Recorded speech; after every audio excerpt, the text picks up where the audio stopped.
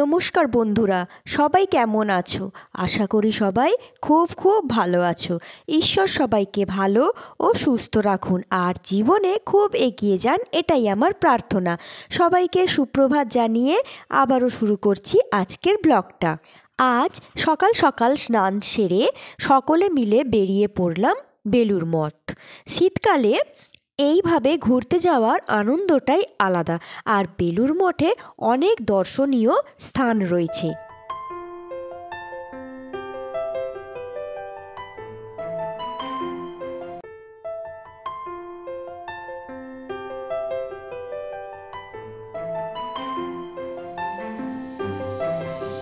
মঠে গেটে ঢোকার আগে ডাব বিক্রি হচ্ছিল, আর সেখান থেকে একটা করে ডাব কিনে খেলাম।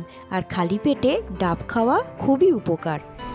মঠের মেন গেট দিয়ে প্রবেশের সময় গেটের সামনেই দেখলাম সময়সূচি দেওয়া আছে। আর ঢুকেই দেখতে পেলাম অভয়ানন্দ কনভেনশন সেন্টার। এই মঠের ভিতরে অন্য কোনো গাড়ি ঢোকা নিষেধ আছে, শুধুমাত্র মঠ মিশনারিদের গাড়ি প্রবেশের অনুমতি রয়েছে। তারপর আরেকটু এগিয়ে গিয়ে দেখলাম রামকৃষ্ণ সংগ্রহ মন্দির, বা যেটা মিউজিয়াম বলে থাকি। আর এর ভিতরে ফটো তোলা বা ভিডিও তোলা নিষেধ, তাই ফোনের সুইচ অফ করে দিয়েই ভিতরে ঢুকলাম। আর এখানে প্রবেশের মূল্য জনপ্রতি 10 টাকা করে। এই মিউজিয়ামের ভিতরে রয়েছে মা সারদা দেবী, শ্রী রামকৃষ্ণদেব আর স্বামী বিবেকানন্দের ব্যবহৃত করা বেশ কিছু জিনিসপত্র। এছাড়া আরও অনেক কিছুই ছিল। এই মিউজিয়ামে প্রবেশ করার সময়সূচিও দেওয়া ছিল।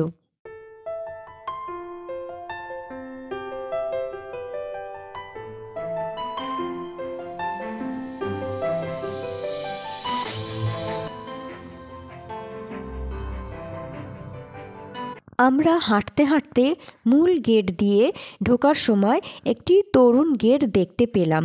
এছাড়া আরও একটি তরুণ গেট রয়েছে। আর এই দিকে এই যে ঘরটা দেখতে পাওয়া যাচ্ছে, এটা হলো ফ্রি শু কাউন্টার। এখানে বিনা পয়সায় জুতো জমা রাখার ব্যবস্থা রয়েছে। আর আমরা মিউজিয়ামে যাবার আগে এখানে জুতো জমা দিয়ে দিলাম। এরপর চলে এলাম মূল মন্দিরের সামনে। এখানে বহু মানুষের ভিড়, কিন্তু ভিড় থাকলেও শান্তি বজায় রয়েছে। এখানে যে যা তার মতো ভিডিও আর ফটো তুলতে ব্যস্ত ছিল, তাই আমরাও 2 বোন মিলে এখানে দাঁড়িয়ে ফটো তুলে নিলাম।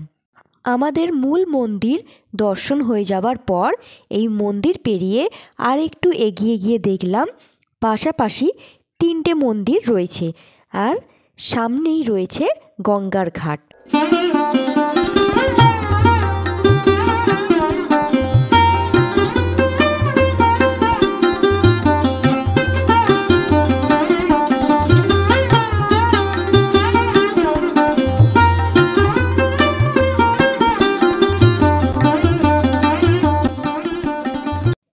আমরা সকলে খানিকক্ষণ ঘোরার পর একটা জায়গায় এসে বসলাম।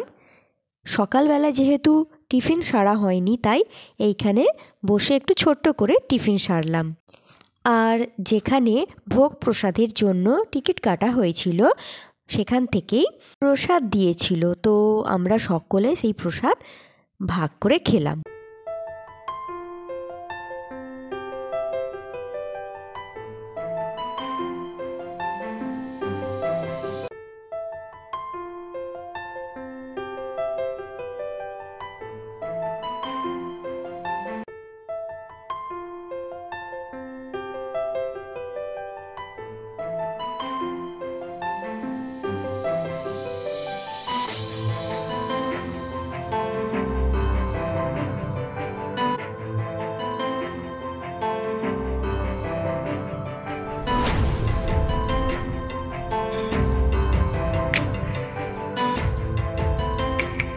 সামনেটা দাঁড়িয়ে লঞ্চ যাওয়া দেখছিলাম, যেটা দেখতে আমার খুবই ভালো লাগছে। আর এইখানটায় অনেক কিছু চাষ করেছে, অনেক রকমের গাছ এখানে চাষ করা আছে। তারপর সকলে মিলে, মা বাবা বোন সকলে মিলেই এক জায়গায় একটা ভিডিও তুলে নিলাম। আর এখানে দেখাই যাচ্ছে অনেক রকমের গাছ চাষ করে রেখেছে। আর এই গাছটায় দেখলাম বেশ বড় বড় বেল হয়ে রয়েছে। তারপর আমরা চলে গেলাম গঙ্গার ঘাটের দিকে। আর এই ঘাটে অনেকেই স্নান সেরে নিচ্ছে। আর কখন যে এইভাবে সময় কেটে গেল বোঝা গেল না। আর মন্দির চত্বর ঘোরা কমপ্লিট হয়ে যাবার পর আমরা চলে যাচ্ছি প্রসাদ কক্ষের দিকে।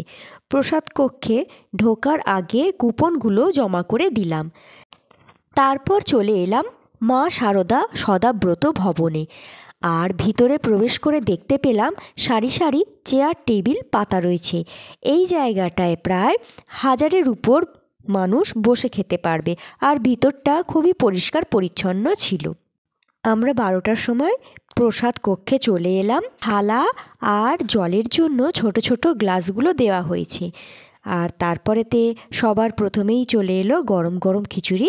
তারপর চলে এলো বাঁধাকপির তরকারি। এখানে এক এক দিন এক এক রকমের তরকারি রান্না হয়। এই ভোগ প্রসাদ খুব সুস্বাদু ছিল। আমি প্রথমবারই এখানে প্রসাদ গ্রহণ করেছি। তারপর পায়েস চাটনি দিল। আর এর ভিডিও আমার নেওয়া হয়নি, তবে পায়েসটা আমার খুবই ভালো লেগেছে।